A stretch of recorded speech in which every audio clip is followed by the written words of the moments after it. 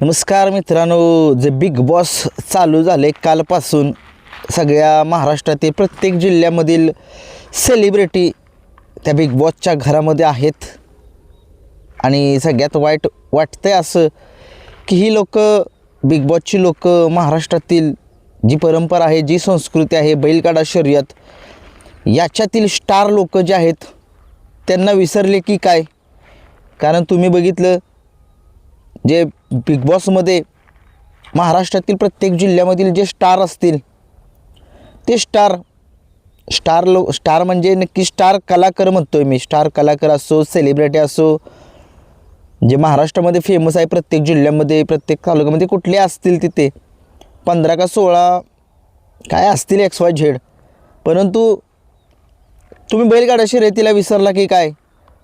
या बैलगाडा शर्यत क्षेत्राने अलीकडे 2 ते 3 वर्षामध्ये संबंध महाराष्ट्रातच नव्हे तर 13 देशांमध्ये ही शर्यत पोचलेली आहे. आणि हे मराठी बिग बॉस खरंच लाजिरवाणी गोष्ट वाटते. महाराष्ट्रामध्ये राहून या लोकांनी आमच्यासारख्या बैलगाडी शर्यतीमध्ये काम करणाऱ्या गोरगरिबांना, म्हणजे आता मी म्हणत नाही की मला बिग बॉसमध्ये घ्या, या बैलगाड्या क्षेत्रामध्ये खूप मोठे स्टार आहेत ज्यांनी नाव त्यांचं कमवलं आहे, जे प्रेक्षकांच्या तोंडामध्ये त्यांचंच नाव येतं, जे लोकांच्या घरोघरामध्ये नाव त्यांचं पोचलेलं आहे. सुरुवात करतो या बैलगाडा क्षेत्रामध्ये स्टार जे बिग बॉसमध्ये पाहिजेच होते. परंतु बघूया काय होते. अजून बी ते असतात की अधूनमधून 2-3 घालवतात बघा आतमध्ये. याचा विचार करावा बिग बॉसने. 1 नंबरचं नाव घेतोय मी या बैलगाडा क्षेत्रामधील देव बकासूरच्या दावणीतले मोहिल शेठ धुमाळ सुसगाव. हे आम्हाला बिग बॉसच्या घरामध्ये बघायचे होते. कारण की या बैलामुळे, या नंदीमुळे, या देवामुळे हे बैलगाडा शर्यत क्षेत्र कुठून कुठे पोचलं. आता तुम्ही बघितलं महाराष्ट्रामध्ये कुठलीही स्पर्धा असू दे, कोण एवढं बघत नाही हो. बैलगाडा शर्यत असू द्या, तिथं येणारच तिथं बघण्यासाठी येणार. लाईव्ह असो, मैदानामध्ये असो, या बैलगाडा शर्यत क्षेत्राने एक वेगळंच महाराष्ट्राला वेड लावले. परंतु ते बिग बॉसवाल्यांनी एक त्यांना काय अवघडच आहे बाबांनो. त्यांना लागा विचार करायला पाहिजे होता बिग बॉसने की बैलगाडा शर्यत क्षेत्रामध्ये स्टार जे आहेत ते सुद्धा त्यांनी घेतलं पाहिजे होतं. मोहिल शेठ धुमाळ यांना घेतलं पाहिजे होतं. परंतु बघूया काय होते. अजून मी चान्सेस आहेत. दुसरं नाव आहे प्रेक्षकांच्या मनातील राजा, असे हे राहुल पाटील आडवलीकर कल्याण. काय क्रेज आहे यांची महाराष्ट्रामध्ये बैलगाडा शर्यत क्षेत्रामध्ये. लोक त्यांना बघण्यासाठी कुठून कुठून येतात, खूप लांबून येतात. कारण की लोकांच्या वरती प्रेम आहे. खूप मला तर मिस करतोय मी. कारण की ही व्यक्ती बिग बॉसमध्ये पाहिजे होती. 100% एवढं वोटिंग झालं असतं बैलगाडा शर्यत क्षेत्रामधून. परंतु काय या बिग बॉसने विचार करायला पाहिजे होता आमच्या बैलगाडा शर्यत क्षेत्रातील स्टार लोकांना. 3 नंबरचं नाव सँडी यादव.